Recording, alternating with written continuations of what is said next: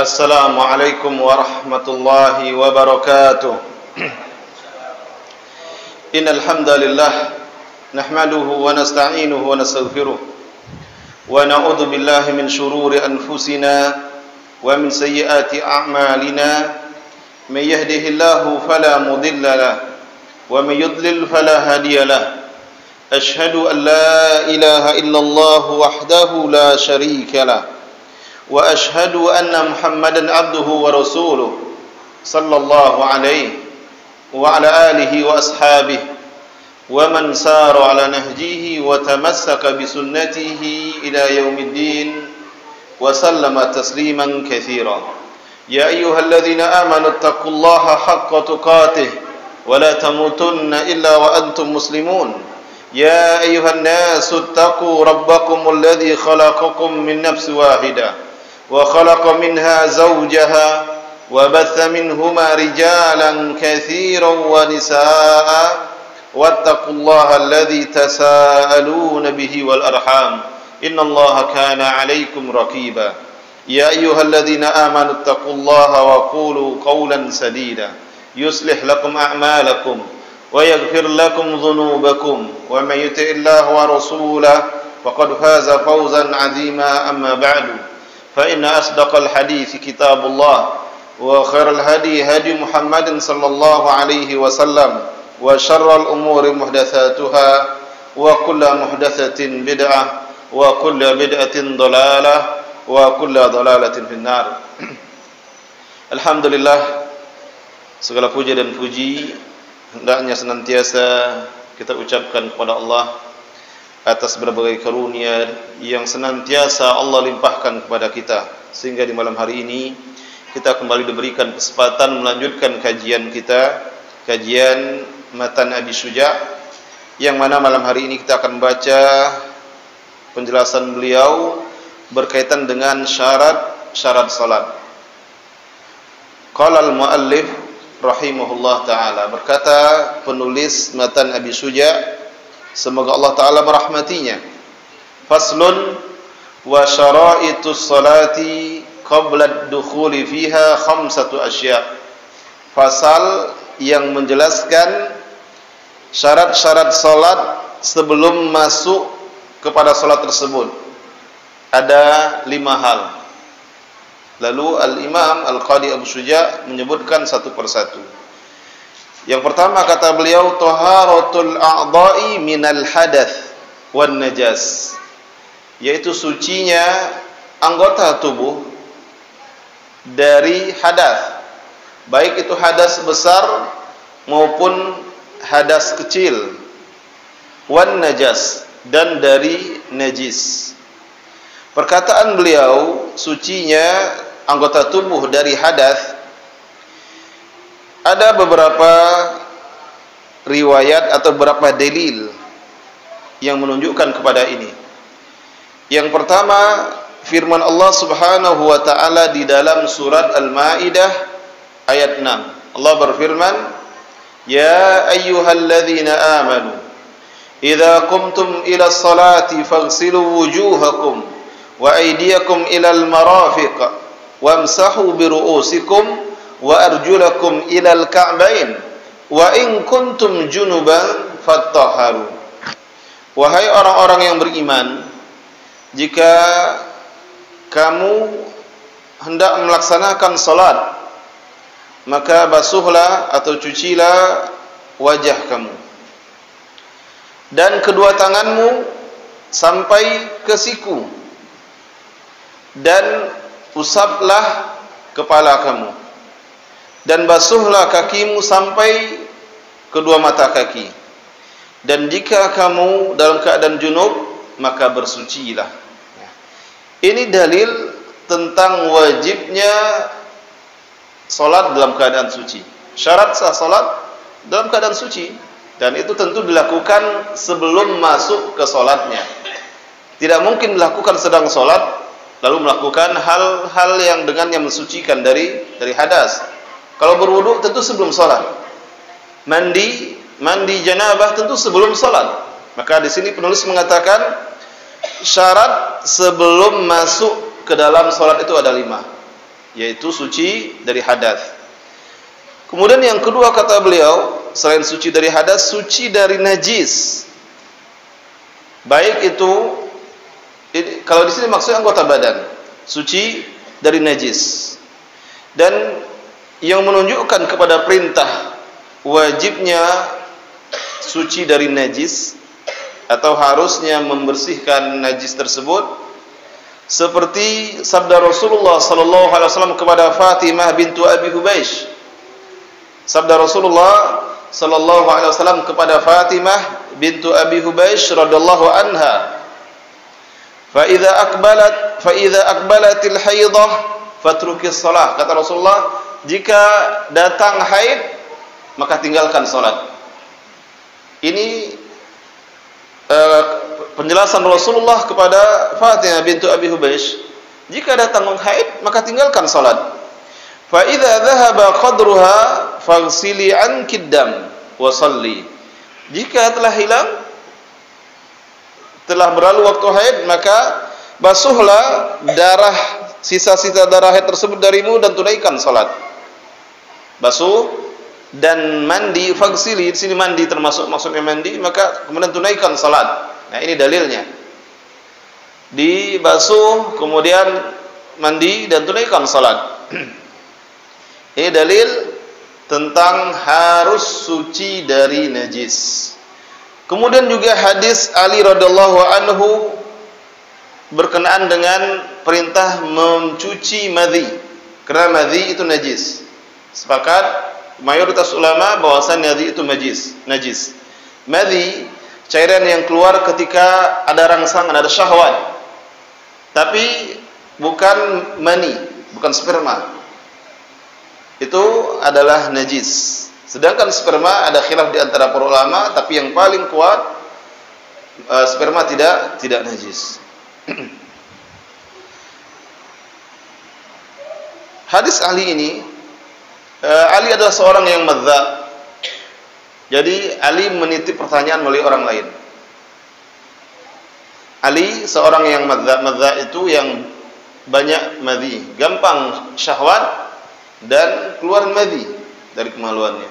Apa yang dilakukannya? Rasulullah merintahkan untuk mencuci pakaiannya yang terkena madhi tersebut, kemudian silahkan sholat dengan pakaian tersebut. Nah, jadi ini juga menjadi dalil bahwa syarat sholat adalah suci pakaian dan badan dari najis.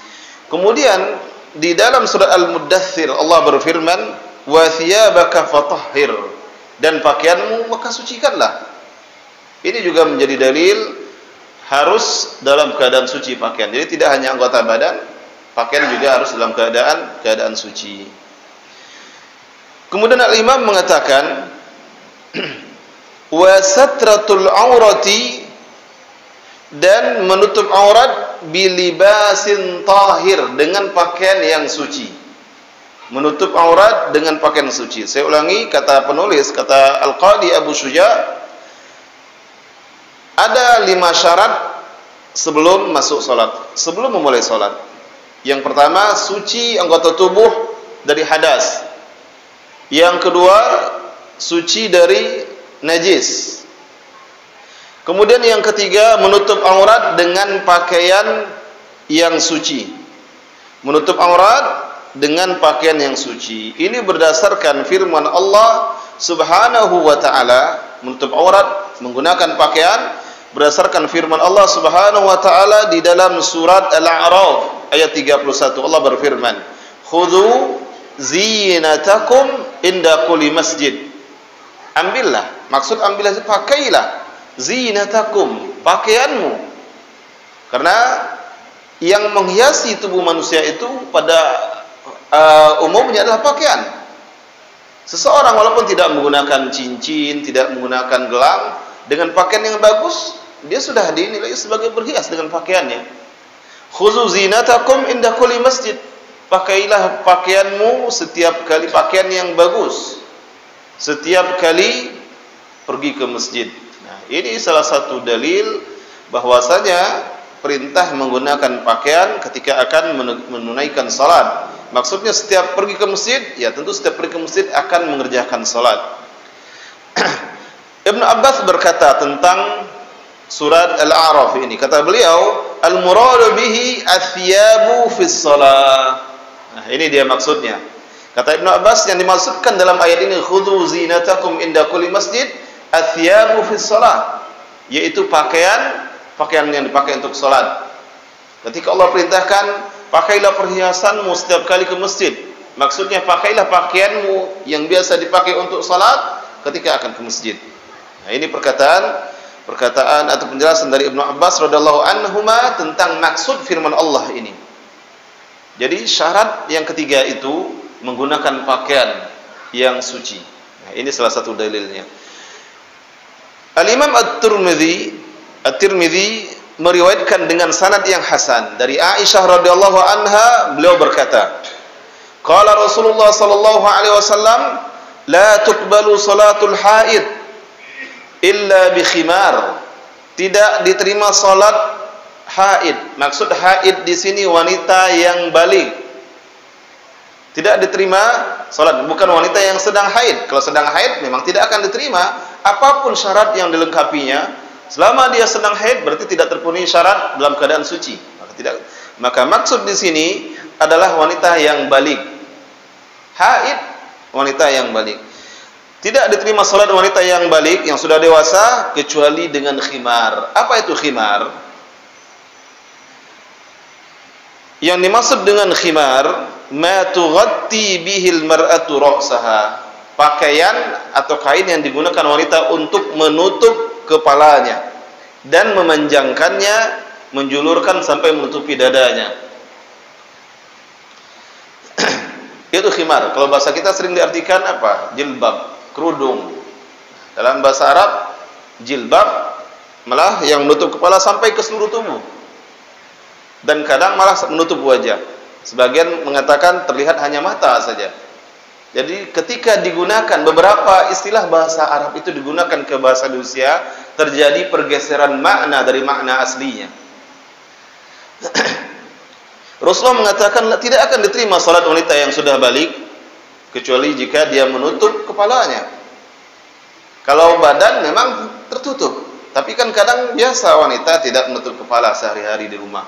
Tapi ketika dia mengerjakan salat, maka itu tidak lagi suatu yang biasa, harus menutupnya, harus menutup kepala, tertutup rambutnya dan sebagainya.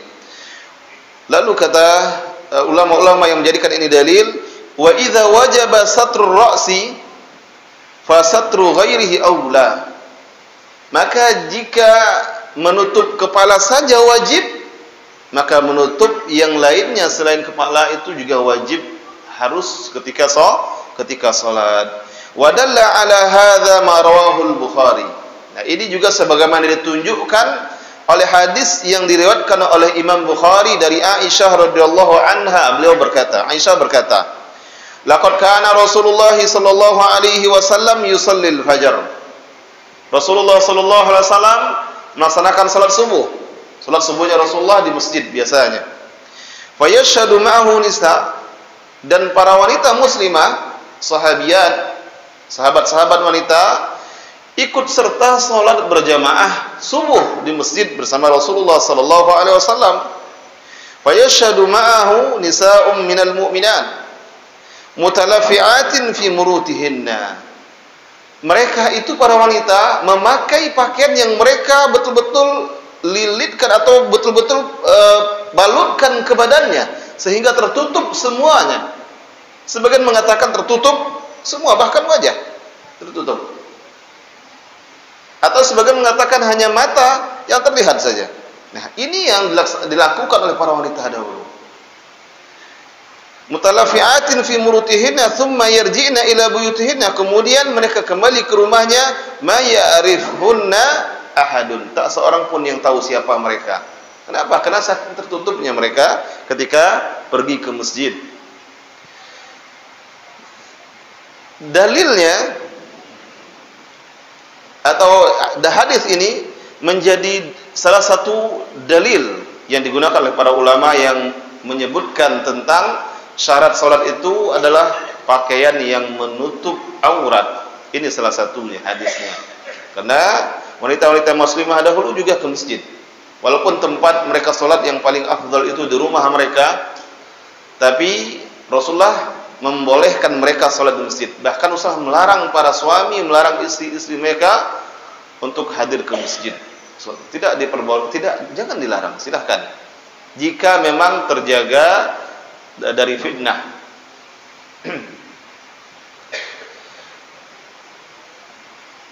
Kemudian dalil tentang pakaian tersebut harus suci. Karena tadi Al-Imam mengatakan syarat yang ketiga menggunakan pakaian yang suci. Pakaian yang aurat dan suci. Dalilnya surat Al-Mudaththir tadi. Wa thiyabaka fatahhir. Itu dalilnya, pakaian yang suci, dan pakaianmu maka sucikanlah. Kemudian juga hadis riwayat Abu Dawud. Hadis riwayat Abu Dawud dari Abu Hurairah radhiyallahu anhu. Anna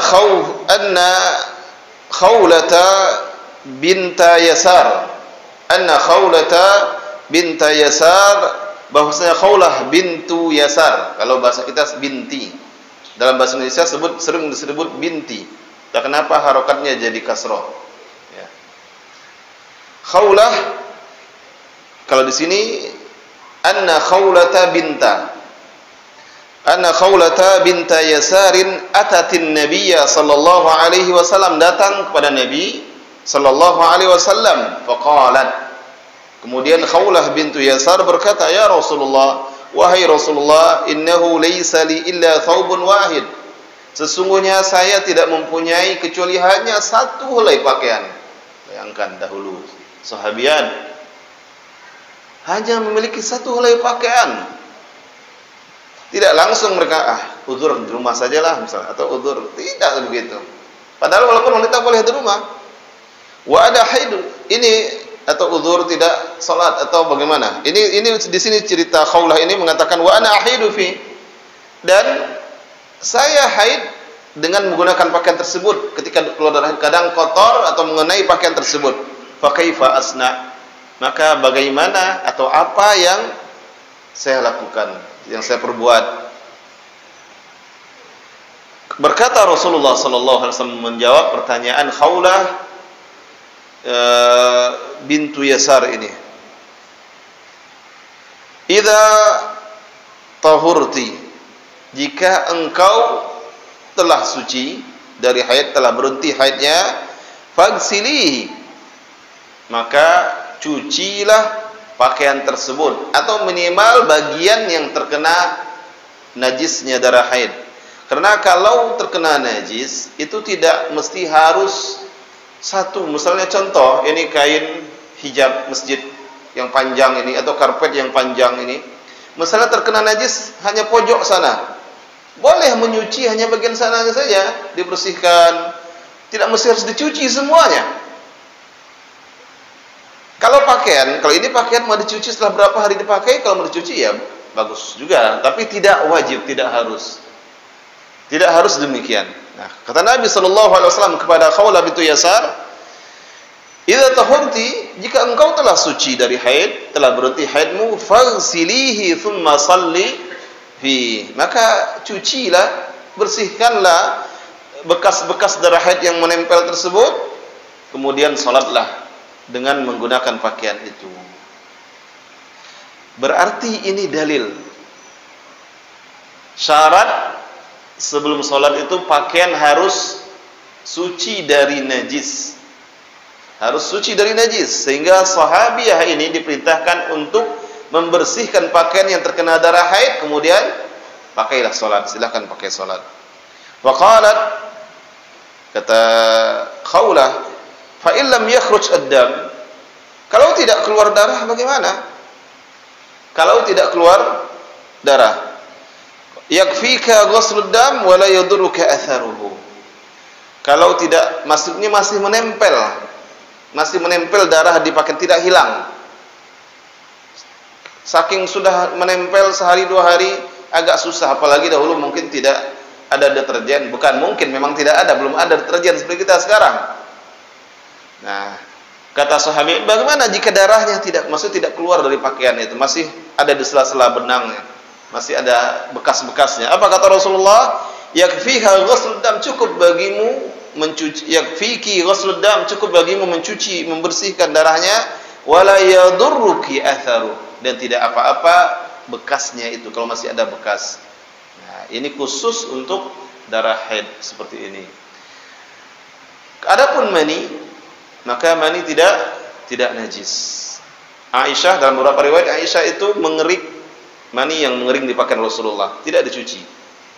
Yang menempel, terus memakai pakaiannya untuk sholat. Nah, ini menunjukkan tidak najis kalau mani. Ini dalil hadis Khawlah bintu Yasar, dalil tentang harus menggunakan pakaian yang bersih dari najis. Dan ini menjadi syarat salat. Kemudian yang keempat, kata al-Imam, wal wuqufu ala makanin tahir, dan berdiri di tempat yang suci. Berarti sudah menyebutkan suci badan dari hadas dan najis, suci pakaian, kemudian suci tempat solatnya, berdiri di tempat yang suci dari najis. Maka salah satu kewajiban sebelum solat, pastikan tempat kita solat itu bersih dari najis yang zahir. Kalau tidak zahir, maka kalau tidak nampak atau hanya mungkin saja, janganlah di sini, mungkin di sini, nah, itu tidak menjadi landasan hukum. Hukum dalam Islam tidak dibangun kecuali di atas sesuatu yang pasti, yang jelas, bukan di atas prasangka, di atas bukti yang jelas. Nampak najisnya, ada baunya, berarti najis. Tapi kalau tidak ada, hanya kemungkin, maka itu tidak bisa dijadikan landasan hukum, pijakan untuk menetapkan hukum. Asal kembali kepada suci, lantai itu suci. Tapi kalau nampak di situ ada bangkai tikus sudah berbelatung, nah itu tidak ragu lagi. Misalnya di luar ada di situ bangkai anjing sudah berbelatung pula, sudah bau busuk kemana, itu nampak. Tapi kalau tidak ada, mungkin sini warga sini banyak melihara anjing, janganlah lagi di sini misalnya. Itu tidak dijadikan patokan untuk menetapkan suatu hukum. Maka ketika Imam mengatakan wal wuquf ala makanin tahir, berdiri atau menegakkan salatnya di tempat yang suci, ini ditunjukkan oleh hadis yang berupa perintah Rasulullah sallallahu alaihi wasallam untuk menyiramkan air ke bekas kencingnya orang Badui yang datang ke Masjid Nabawi, lalu kencing di salah satu pojok masjid. Hampir saja dipukul oleh para sahabat, apalagi Umar. Sahabat marah melihat itu.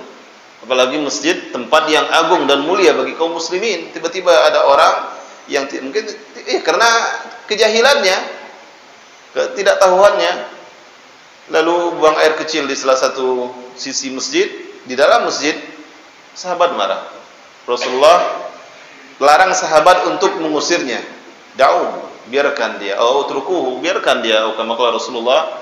Sebab kalau sedang buang air kecil, baru saja keluar, kalau di mari diusir, akan berceceran kemana-mana najisnya.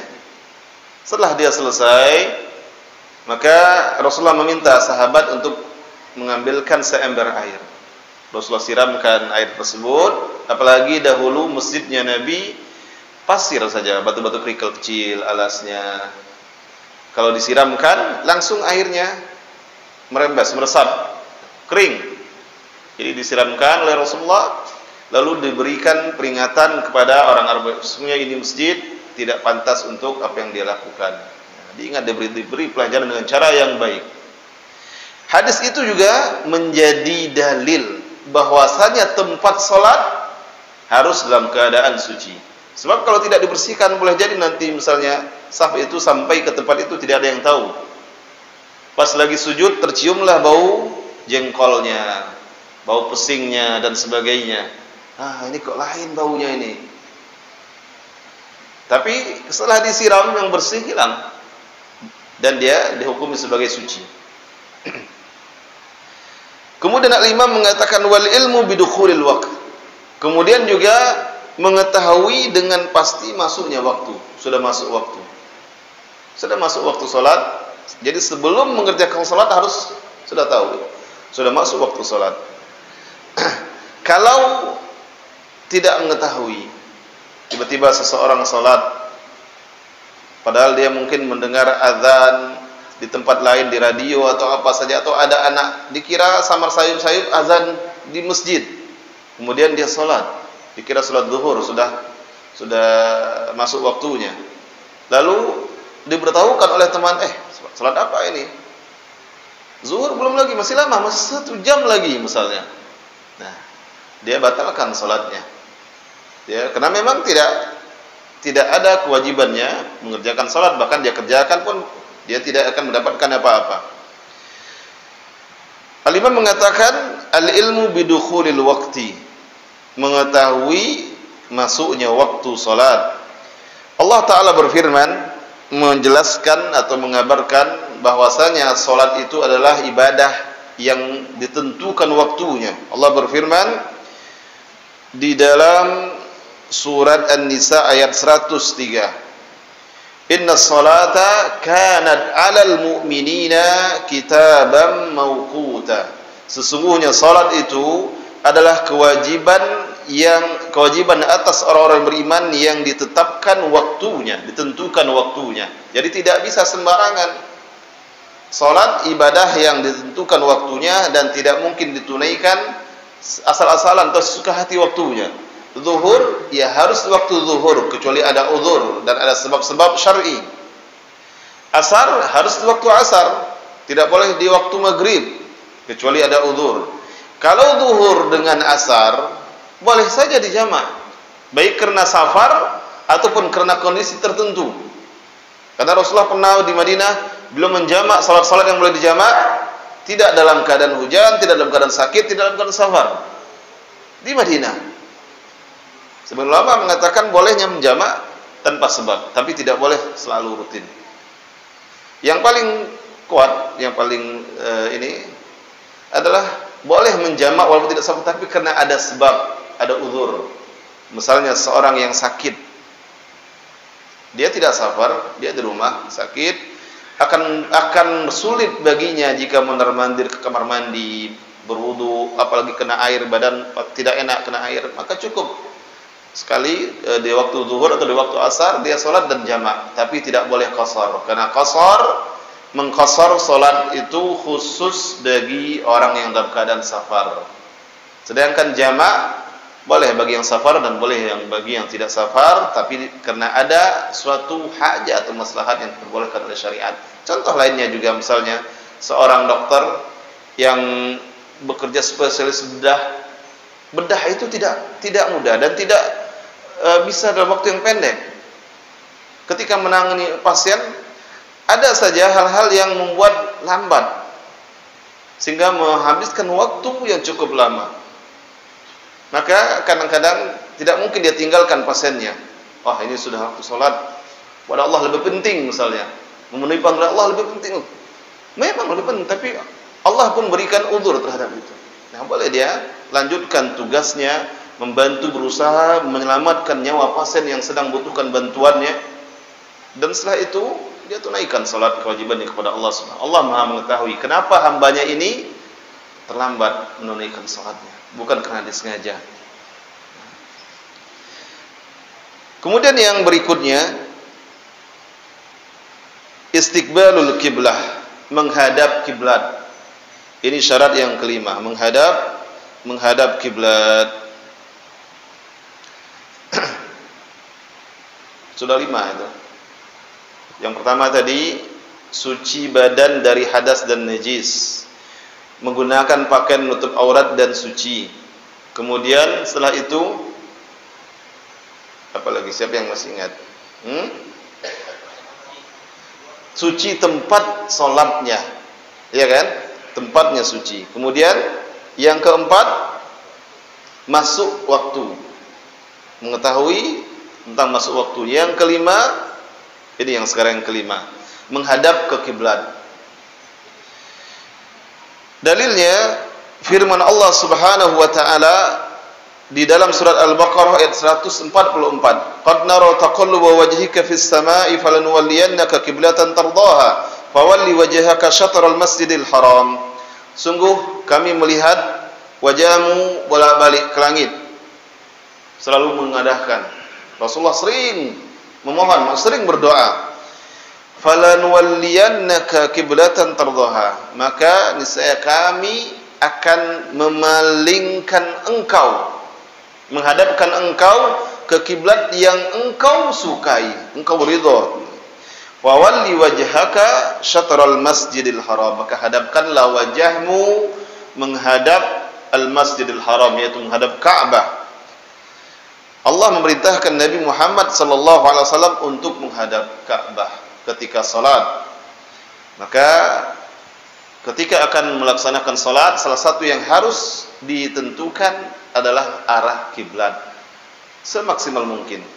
Kalau memang kondisi tidak memungkinkan, sudah berusaha, sudah berijtihad, seperti yang terjadi di antara para sahabat pada suatu waktu mereka dalam perjalanan pulang dari suatu peperangan, lalu mereka berselisih kemana arah kiblat. Sebagian mengatakan ke arah sini. Dalam subuh, tapi masih gelap, belum terlihat dan sebagainya. Kondisi mungkin tidak terlihat apa ya tanda-tanda seperti itu. Kemudian sebagian mengatakan ke arah sini, sebagian mengatakan ke arah sini. Lalu mereka memberi tanda. Dalam beberapa riwayat mereka memberi tanda arah masing-masing. Setelah terang, tahulah mana yang betul mengarah ke kiblat, mana yang tidak. Lalu setelah sampai Madinah, mereka semuanya menceritakan kepada Rasulullah, dan Rasulullah membenarkan setiap orang tersebut, membenarkannya. Yang ternyata salah tapi sudah berusaha, kecuali kalau sengaja untuk tidak menghadap kiblat, ini yang tidak diperbolehkan. Nah, yang sudah berusaha menentukan kiblat ternyata salah, Allah tetap menerima salatnya dan tidak menyia-nyiakan amal kebaikannya. Di dalam hadis riwayat Bukhari dan Muslim, hadis ini hadis yang berkenaan dengan orang yang melaksanakan salat dengan cara yang buruk, yang tidak bagus salatnya. Dikenal dengan hadithul musii salatahu.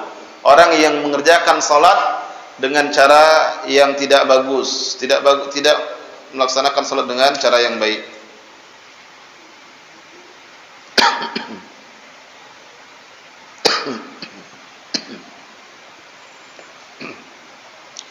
Annahu sallallahu alaihi wasallam qala lahu, bahwasanya Nabi sallallahu alaihi wasallam berkata kepada orang ini, "Idza qumta ila sholati, jika engkau akan melaksanakan salat, fa asbighil wudu, maka sempurnakanlah wudu. Thumma istaqbilil qiblata fakabbir." Kemudian menghadaplah ke kiblat, lalu bertakbirlah. Jadi diperintahkan sebelum salat, ketika akan menunaikan salat, harus diketahui dulu kiblat di mana. Dicari tahu, dipastikan, oh kiblat di sini. Ketika berada di suatu tempat yang tidak tahu arah kiblat, kondisi seperti yang tadi sahabat alami, gelap gulita, biasanya kan salah satu tanda itu kalau subuh ya terlihat fajar. Kalau tidak terlihat karena gelap, kondisi tertutup mendung, tertutup awan dan sebagainya, tidak kelihatan. Atau dari arah bintang yang terbit, ketahuan ini bintangnya terbitnya ke arah mana. Itu boleh, ilmu bintang. Bintang ini terbit, itu menunjukkan arah mana.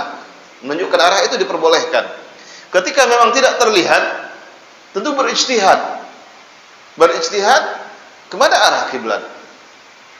Kalau di tempat yang mudah ditentu, kalau siang masih mendingan. Misalnya dengan melihat bayang-bayang, melihat matahari atau melihat bayang-bayang. Atau mungkin mengalami mendung hujan, kita di suatu tempat yang baru dalam perjalanan, misalnya camping dan sebagainya.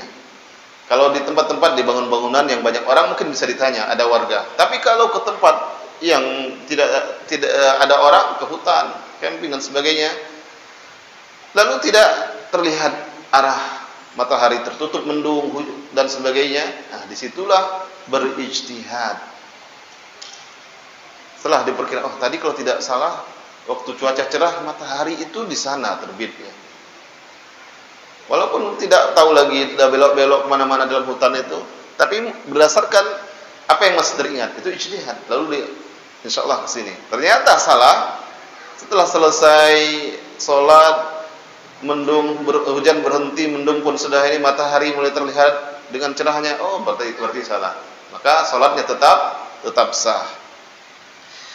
Jadi Rasulullah pernah memerintahkan kepada salah seorang sahabat yang salatnya asal-asalan. Apa kata Rasulullah? Rasulullah SAW berkata, "Idza qumta ila shalah, jika engkau akan melaksanakan salat, fa asbighil wudu, maka sempurnakanlah wudu'mu. Tsumma istaqbilil qiblata fakabbir." Kemudian menghadap ke kiblat lalu bertakbirlah. Dan yang dimaksudkan dengan kiblat di sini adalah Ka'bah. Wastaqbilil qiblah maksudnya adalah Ka'bah. Di dalam hadis yang lainnya, hadis riwayat Bukhari dan Muslim dari Barra Ibn Azib radhiyallahu anhuma, beliau berkata, "Kana Rasulullah sallallahu alaihi wasallam shalla nahwa Baitul Maqdis." Adalah Nabi sallallahu alaihi wasallam salat menghadap Baitul Maqdis setelah beliau hijrah ke Madinah. Salat menghadap Baitul Maqdis 16 atau 17 syahran, sekitar 17 atau 16 bulan. Ketika beliau berada di Mekah, beliau bisa salat menghadap Ka'bah dan Baitul Maqdis. Bagaimana caranya? Beliau jadikan Ka'bah di depan beliau dan antara beliau dan Baitul Maqdis. Kalau ini Baitul Maqdis di Palestina, ini Ka'bah di Mekah, maka beliau salat di arah sini, menghadap ke Ka'bah sekaligus menghadap ke Baitul Maqdis. Sedangkan ketika beliau telah hijrah di Madinah, Madinah di sini terletak antara Mekah dan Palestina. Madinah posisinya antara Mekah dan Palestina. Otomatis ketika itu di awal-awalnya kan belum ada perintah untuk merubah kiblat. Beliau tetap menghadap ke Baitul Maqdis selama 16 bulan atau 17 bulan dalam hadis riwayat Bukhari Muslim ini dari Barra bin Azib. 16 bulan atau 17 bulan pertama di awal hijrahnya. Tapi beliau sangat ingin sekali menjadikan Ka'bah sebagai kiblatnya. Maka beliau sering berdoa kepada Allah, memohon kepada Allah agar diizinkan untuk merubah arah kiblatnya menuju Ka'bah. Kata sahabat ini, "Wa kana Rasulullah sallallahu alaihi wasallam yuhibbu ayyuwajjaha nahwal Ka'bah." Ayyuwajjaha nahwal Ka'bah. Dan adalah Rasulullah sallallahu alaihi wasallam ingin sekali atau suka sekali menghadap ke Ka'bah. Ingin sekali Rasulullah menghadap Ka'bah salatnya. Fa anzalallahu, maka Allah pun menurunkan firman-Nya, "Qad nara taqalluba wajhika fis sama' falanuwalliyannaka qiblatan tardaha." Maka Allah perintahkan Nabi Muhammad menghadap ke Ka'bah. Nah, ini dalil menghadap ke kiblatnya. Beberapa hadis telah kita baca tentang kewajiban atau kewajiban berusaha menentukan kiblat, kecuali jika memang setelah berusaha lalu keliru. Baik, pembahasan berikutnya. Ini Al-Imam berkata, setelah menyebutkan 5 syarat salat tadi, kata beliau, "Wa yajuzu tarkul qiblah fi halatain." Dan boleh meninggalkan arah kiblat dalam 2 kondisi. Boleh meninggalkan arah kiblat dalam 2 kondisi. Yang pertama, kata Al-Imam Al-Qadi Abu Syuja', fi syiddatil khauf, kondisi yang sangat menakutkan, mencekam, sedangkan salat tetap harus dilaksanakan. Bayangkan, seperti itu dahulu dan sekarang pun harus seperti itu sebenarnya. Dahulu seperti itu, tidak ada perubahannya, tidak ada berubah syariat ini. Dalam keadaan ketakutan, au fin nafilah fis safari 'ala rahilah, atau salat sunat dalam keadaan safar, di atas kendaraan. di atas kendaraan. Dalil atau dasar bolehnya tidak menghadap kiblat ketika dalam kondisi takut mencekam, firman Allah Ta'ala di dalam surat Al-Baqarah ayat 239, "Fa in khiftum farijalan aw rukbanan. Maka jika kalian dalam keadaan takut, maka laksanakanlah salat itu farijalan, dalam keadaan berjalan kaki. Maka berjalan kaki pun tetap salat. Aw rukbanan, atau di atas kendaraan. Nah, ini salah satu dalilnya. Ini salah satu dalilnya. Maksudnya apa? Jika tidak memungkinkan kalian salat dengan cara yang sempurna, berdiri tenang menghadap ke kiblat, li khaufin wa nahwihi, karena kondisi, karena takut, keadaan yang menakutkan dan yang lainnya, fasallu kama tayassara lakum, maka salatlah sesuai dengan yang mudah bagi kondisinya. Kalau harus berjalan, berjalan. Kalau di atas kendaraan, di atas kendaraan. Sedang mengungsi, misalnya menakutkan, yang tinggal dekat gunung Merapi, tiba-tiba keluar lahar, keluar berbagai muntahan-muntahannya, kan harus cepat lari. Sedangkan waktu sholat habis, di atas kendaraan misalnya, sambil di atas kendaraan silahkan. Itu hukumnya seperti itu, boleh. Cuma kadang kan tidak tahu, tidak semua orang yang tahu hukum-hukum yang seperti ini. Seperti ini kitab yang kecil, kan tidak semua orang membacanya. Jadi antum luar biasa ini. Belajar kitab ini walaupun kitab yang tipis sekali. Sudah berapa bulan kita bertemu? Sudah 2 tahun kitab ini? Sudah. Cuma sekali sebulan pertemuannya. Kalau di sekolah setiap minggu mungkin cepat selesainya. Baik. Jadi boleh berjalan kaki, au musyatun ala arjulikum, dengan berjalan kaki, au rakibina ala dawabikum, atau sudah masuk waktu Isya. Baik. Sudah? Baik, kita dengarkan adzan dikumandangkan. Setelah adzan salat dulu atau bagaimana? Salat dulu atau lanjut sebentar? Sekali-sekali lanjutlah sebentar ya. Kita taruh ini. Lanjutlah sebentar, sekitar 10 menit dan sebagainya. Silakan adzan dikumandangkan. Baik, tadi Al-Imam Al-Qadi Abu Syuja' mengatakan wa yajuzu tarkul qiblah fi halatain. Boleh meninggalkan arah kiblat itu dalam 2 kondisi. Yang pertama kata beliau fi syiddatil khauf, kondisi sangat menakutkan, mencekam. Boleh tidak menghadap kiblat ketika itu. Salat kemanapun yang mudahnya. Dan ini diriwayatkan oleh Imam Bukhari dari Rasulullah sallallahu alaihi wasallam bahwasanya mustaqbil kiblat atau ghair mustaqbiliha, itu boleh. Menghadap kiblat atau tidak menghadap kiblat itu boleh. Kemudian juga Nafi mengatakan la ara Abdullah bin Umar dzakara dzalika illa an Rasulullah sallallahu alaihi wasallam. Saya tidak mengetahui bahwasanya Abdullah bin Umar berkata itu melainkan dari Rasulullah, yaitu boleh menghadap kiblat dan boleh tidak menghadap kiblat dalam kondisi yang mencekam. Dalam perang, sebagian mungkin bergantian melaksanakan salat khauf dalam keadaan takut, dan itu juga boleh ketika tidak memungkinkan. Kemudian yang kedua, kondisi yang kedua fin nafilah fi safari ala rahilah, yaitu ketika menunaikan salat sunat. Nah, dalam keadaan safar di atas kendaraan. Dalam keadaan safar di atas kendaraan. Dalilnya hadis riwayat Bukhari dari Jabir radhiyallahu anhu, beliau berkata, "Kana Rasulullah sallallahu alaihi wasallam yusalli ala rahilatihi." Adalah Rasulullah sallallahu alaihi wasallam salat di atas tunggangannya, di atas kendaraannya.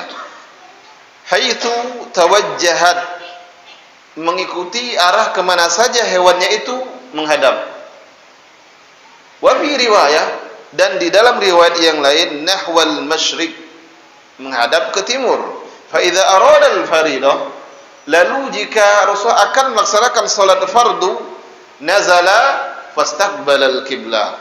Nabi turun dari hewan kendaraannya dan menghadap kiblat. Nah, ini dalil dari pendapat mazhab Syafi'i, salat di atas kendaraan yang dilaksanakan oleh Rasulullah itu salat sunat, tidak menghadap kiblat. Tapi rata-rata atau banyak ulama sekarang menguatkan dalil sampai perkataan haitsu tawajjahat. Nabi salat, ini dalil umum, Nabi sholat di atas hewan tunggangannya kemanapun kendaraannya itu menghadapkannya. Ini umum mencakup sholat sunnah dan sholat fardu. Karena tambahan sholat fardu tadi di hadis yang lain, riwayat yang lainnya. Di dalam riwayat yang lainnya. Kemudian di dalam hadis yang lain dari Abdullah bin Umar, beliau berkata, "Kana yusalli fis safar." Rasulullah itu salat dalam keadaan safar, yaitu di atas hewan tunggangannya dan diarahkan oleh hewan tunggangan kemana saja. Nah, ini tentu sama dengan kondisi kita sekarang. Kalau mobil tentu tidak bisa satu arah, dia mengikuti arah jalan. Kalau jalannya belok, melingkar, dan menikung sebagainya, mobil ikut. Berbeda dengan pesawat. Pesawat bisa ditentukan satu arah dalam waktu yang cukup lama. Apalagi beberapa maskapai penerbangan memang menyediakan bagian yang terbuka agak luas, seperti contohnya maskapai Arab Saudi itu ada, dan bisa salat berdiri. Dan kita bisa salat menghadap kiblat, karena ada layarnya menunjukkan kiblat menghadap ke sana.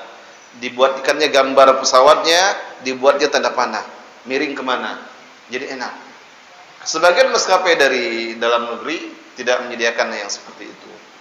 Seperti pernah naik beberapa maskapai penerbangan dalam negeri yang menuju Arab Saudi, tidak ditentukan arah kemana. Jadi sholat dari tempat duduk silakan kemana arahnya. Kalau memang menuju ke Arab Saudi, insya Allah ke arah kiblat lah, kemungkinannya seperti itu. Tapi kalau sedang pulang ke Indonesia, tentu membelakangi kiblat jadinya. Sedangkan kalau menaiki maskapai menyediakan tempat tadi, sepertinya mereka buka beberapa kursi, lapang, lumayan, bisa untuk 2 baris orang. Nah, itu ketika arah pulang, kita tetap bisa menghadap ke arah kiblat dengan baik dan sempurna. Itu dalam perjalanan. Sedangkan ketika kendaraan umum yang tidak, maka itu udzur, diperbolehkan insyaallah. Dalam bis yang tidak berhenti di waktu sholat, ada kalanya sebagian supir bis itu kadang tidak perhatian. Di waktu bis umum, kita harus mengerjakan sholat tepat pada waktunya. Maka sholatlah sesuai dengan kondisi yang memungkinkan, yang bisa dilakukan. Sholat duduk walaupun ternyata arahnya membelakangi kiblat. Kalau dari arah Jakarta menuju ke Pekanbaru, secara umum memang menghadap ke barat, tapi jalan itu kan belok-belok terus, tidak selalu lurus. Beda dengan pesawat tadi, harus terus mengambil jalur yang lurus terus.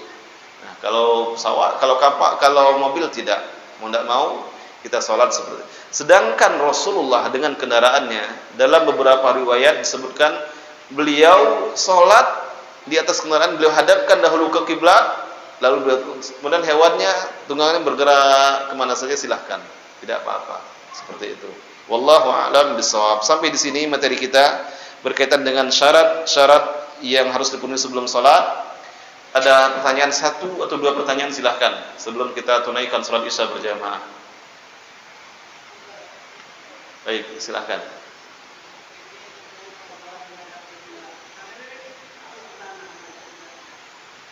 Maksudnya kalau sakit dia tidak bisa duduk, dia berbaring, kakinya dihadapkan ke kiblat. Misal kiblat ke sana, dia berbaring begini, seperti itu. Nah, itu yang bukan miring. Tapi kalau memang ada pula orang yang sakit, dia tidak bisa baring ini, bisanya miring, ya miring, terpaksa dimiringkan. Jadi sesuai dengan kondisinya. Tapi kalau dia sakitnya normal saja badannya, maka dia menghadap ke kiblat itu badannya ke sana, lurus, seperti itu. Wallahu a'lam bishawab. Baik, jika tidak ada lagi, karena kalau setelah azan ini biasanya tidak boleh lama ya. Sebaiknya tidak lama. Kita cukupkan sampai di sini. Wabillahi taufiq wal hidayah. Wassallallahu wasallam ala nabiyina Muhammad. Wassalamualaikum warahmatullahi wabarakatuh.